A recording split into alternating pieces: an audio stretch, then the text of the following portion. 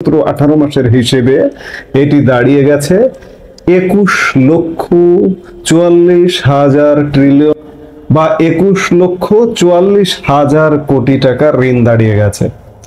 হিসেব করলে দেখা যায় যে আওয়ামী লীগ সরকার যে ঋণটা রেখে গিয়েছিল, ইউনূস সরকারের মাত্র 16-17 মাসে এটি দাঁড়িয়েছে প্রায় 14% বেশি।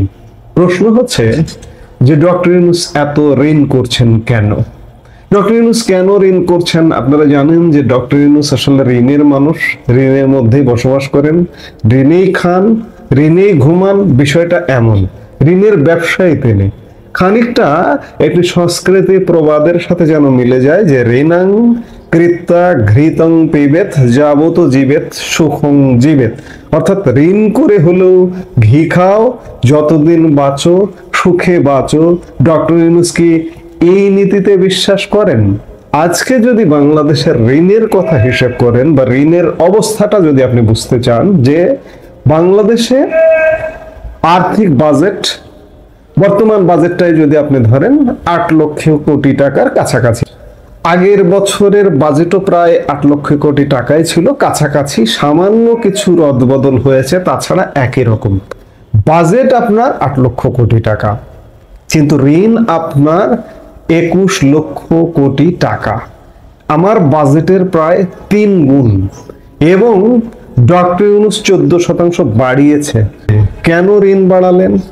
আওয়ামী লীগ সরকার তো একটা উন্নয়নের মধ্যে ছিল, কাজের মধ্যে ছিল, কিন্তু 16 মাসে কোনো মেগা প্রজেক্ট নেওয়া হয়েছে? কোনো মেগা প্রজেক্ট কি শেষ করা হয়েছে? রূপপুর কি শেষ হয়েছে 16 মাসে? থার্ড টার্মিনাল শেষ হয়েছে?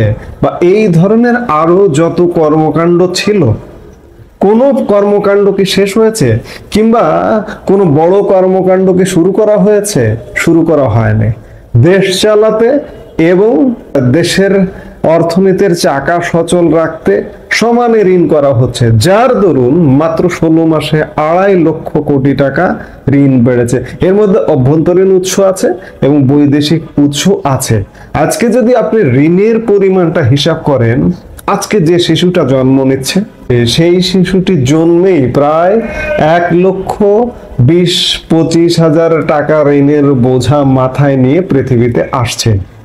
প্রশ্ন হচ্ছে যে ডক্টর ইউনূস আসলে উন্নয়ন কর্মকাণ্ড করতে পারছে না, উন্নয়নের চাকা সচল নেই, কিন্তু সমানে ঋণ করে যাচ্ছে।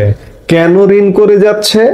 বাজেট সহায়তা, রাষ্ট্র চালানোর জন্য আজকে ঋণ করার প্রয়োজন হয়ে পড়ছে।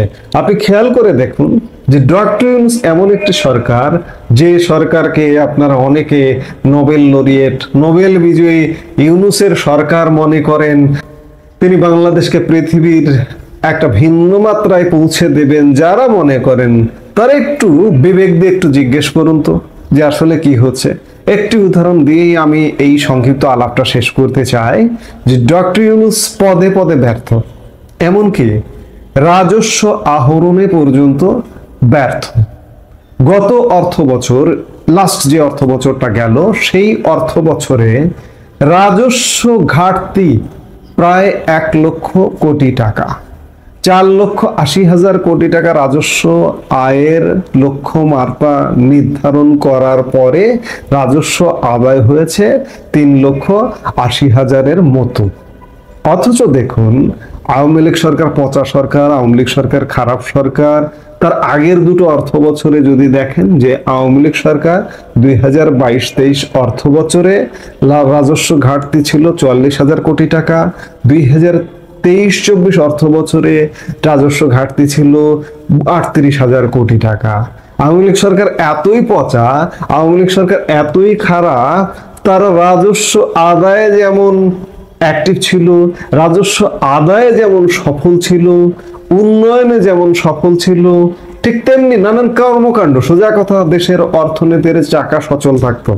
আজকে আপনাদের ইউনূস, আপনাদের নোবেলম্যান ইউনূস আপনাদেরকে এমন জায়গায় নিয়ে এসে পৌঁছেছে, রাজস্ব আদায়ে 1 লক্ষ কোটি টাকার ঘাটতি হয়, দেশে উন্নয়ন হয় না, উন্নয়নের চাকা বন্ধ হয়ে যায়, অর্থনীতি স্লোথ হয়ে যায়, রপ্তানি কমে যায়, প্রতি মাসে রপ্তানি কমছে। গত 3 মাস যাবত 3%, 5%, 7% করে রপ্তানি কমছে। আজকে আমরা নভেম্বরে কথা বলছি, নভেম্বরের মাঝামাঝি, এই মাসে 10% রপ্তানি কমবার সম্ভাবনা আছে।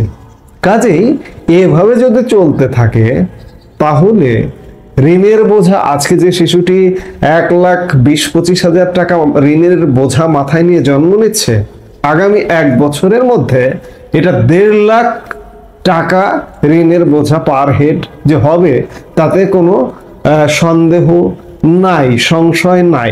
এভাবে চলতে থাকলে নানা ক্ষেত্রে এমন অবনতি হবে। কাজেই বাংলাদেশের মানুষকে বুঝতে হবে এভাবে চলতে দেওয়া যাবে না।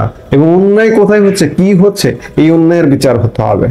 এখন যে সরকারে আছে যারা, তারা যে অন্যায়গুলো করছে, অন্যায় করে পার পেয়ে যদি যায়, এটি বাংলাদেশের জন্য হবে দুর্ভাগ্য। এদের ধরতে হবে, এদের বিচার করতে হবে। ডক্টর ইউনূস ঋণ করছে, আসলে দেশ চালাতে পারছে না, আয় নেই, ইনকাম নেই, যার দরুন অভ্যন্তরীণ এবং বৈদেশিক উৎস থেকে ঋণ করতে বাধ্য হচ্ছে। বৈদেশিক উৎস ইতিমধ্যে বন্ধ হয়ে গেছে, আপনারা জানেন।